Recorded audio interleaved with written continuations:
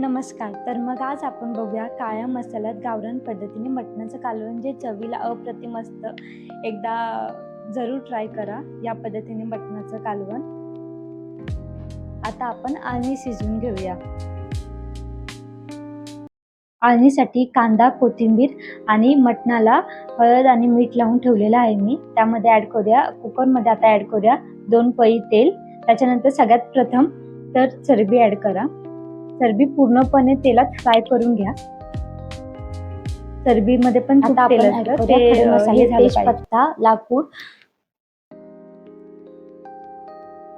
हिंग आणि मिऱ्या 4 टाकून घ्या आणि ते तेलात परत फ्राय करून घ्या.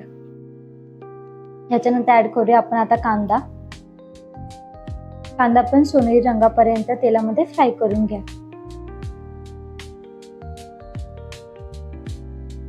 अद्रक लसणाची पेस्ट ऍड करा.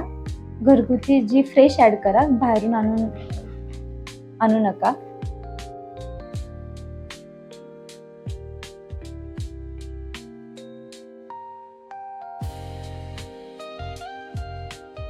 ती पण मिक्स करा पूर्णपणे. त्याच्यानंतर आपण ऍड करूया मेन इन्ग्रेडियंट, ते म्हणजे मटण.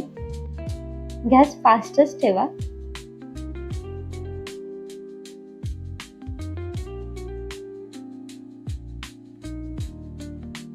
आता ते पूर्णपणे कांदा आणि अद्रक लसणाच्या पेस्ट मध्ये मिक्स करून घ्या. किती छान दिसते बघा आता तुम्ही.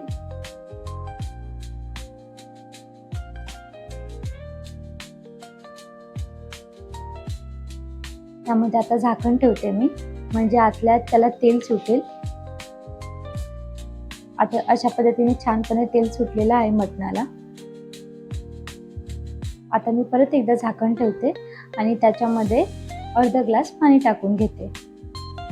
आता जेव्हा पाण्याला वाफ येईल तेव्हा आपण ते कुकरमध्ये पाणी टाकूया. अशा पद्धतीने वाफ आली आहे. आता ते मी आळणीमध्ये टाकून देते. असं मी 3दा केले.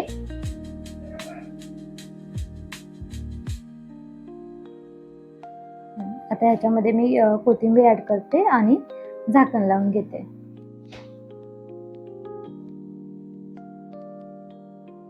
कुकर लावताना खूप काळजी करा. कुकर लावताना, कारण की खूप सारे ऍक्सिडेंट झालेत. कुकर स्फोट वगैरे होतो. आमच्या फॅमिलीमध्येच एकाचं झालंय. कुकर लावताना मी गॅसची फ्लेम स्लोच करा. मी स्लो करायचं विसरून गेले, पण मी नंतर केलं स्लो. आता पहिली शिट्टी नेहमी फास्ट फ्लेमवर करा. अशा पद्धतीने 4 करा. ठीक आहे. त्याच्यानंतर आता आपण कालवण बनवूया. कालवण्यासाठी आपण 2 पळी तेल टाकूया कढईमध्ये. तर सगळ्यात पहिला तर मी टमाट्याची प्युरी बनवली आहे, तर ती आपण ऍड करूया. प्युरी टाकताना काळजी घ्या, कारण की ती तेलामध्ये अशी वाफ होते त्याची भरपूर.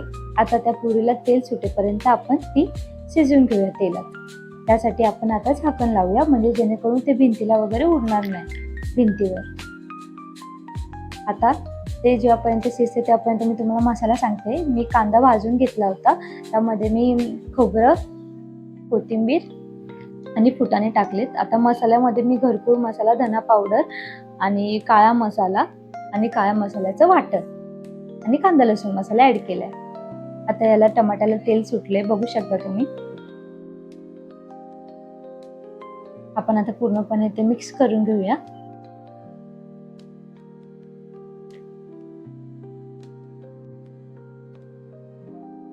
आता आपण ऍड करूया आपला काळा मसाला, ज्यात आपण कांदा टाकले, खोबरे टाकले, कोथिंबीर टाकले आणि फुटाणे देखील टाकले.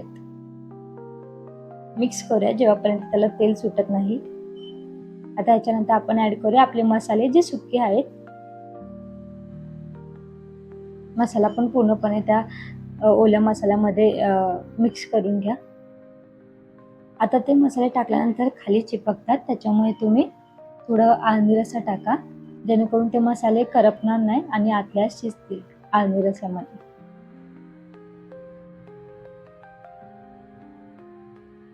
पूर्णपणे मिक्स करून घ्या चांगल्या पद्धतीने. चिपकून नका देऊ खाली. आता मसाल्याला तेल सुटले तेव्हा आपण ऍड करूया फक्त मटण.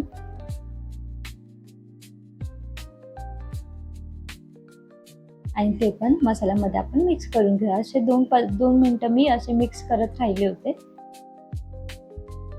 आता ह्याच्यानंतर आपण आळणी रस्सा ऍड करूया.